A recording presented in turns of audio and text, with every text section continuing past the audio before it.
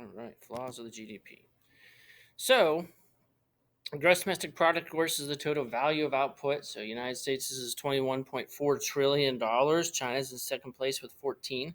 But there's some things that it doesn't look at. Just because a country has a high GDP doesn't necessarily mean that everyone is well off or the entire country is well off. And here's some of the reasons why. First, the types of items produced. If you had two countries with a $1 trillion GDP and country A produced computers and country B produced coal, would they both be as well off? And the answer is no. I mean, the people in country B have to do a lot harder labor. They probably have more health problems. There's probably more pollution. And so just because you have the same GDP doesn't mean the countries are exactly the same. Speaking of health, the next one, health.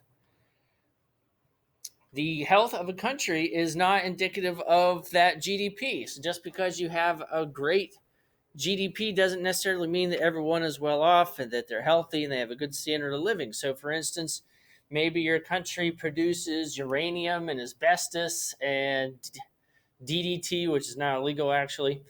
But all of these components, maybe because they're dangerous, people have high incomes, and your country sells a lot of this stuff around the world. But then maybe everyone in your country has high exposure to things like cancer. So just because you have a high GDP doesn't mean that the country is well off. Then there's also the black market, a third thing, because in some countries like North Korea, there's a lot of activity that goes on underneath the government's nose because the government tries to control everything. And so people resort to trading for basic components like food and medicine.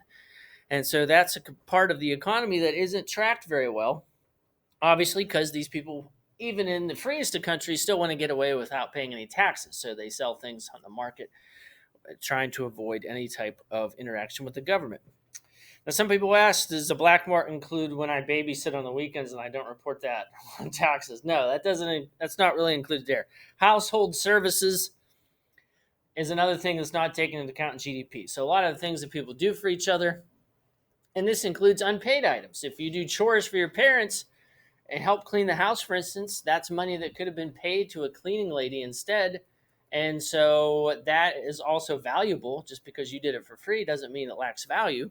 And so that's something else that isn't included in the GDP. So if it was 1950, and at the time most wives stayed at home and cleaned and took care of the kids, that's hundreds of billions of dollars worth of service that wasn't put into the GDP. And then amount produced per person. So efficiency isn't taken into account. And I've said before, China, for instance, is in second place, but we have 1 billion more people than them. So even if we had exactly the same GDP of $21 trillion, it would still be a bit more impressive that we had it and not that they did, because once again, we have 1 billion less people. So amount produced per person. How goods are distributed. If there is mostly a city that generates most of your GDP and the rest of the country that has very little, just because your country's GDP is high, let's say it's $1 trillion and that one city generates 800 billion, that doesn't necessarily mean that your entire country is well off. So however the income is made and the goods are distributed might not be indicative of the total GDP. And over adjustment for inflation. We do try to adjust it for rising prices, but sometimes we can be a little off with our measurements. That's not a perfect system either. And so that's mixing two imperfect statistics, inflation and GDP, together.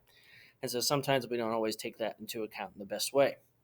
But these are just some flaws of the GDP, and that's why it's important to look at other statistics of what is the unemployment rate in your country, what is the inflation rate, what are interest rates like, what is the literacy rate. If you had a $1 trillion GDP, but you only had 10% literacy, that's not a good sign.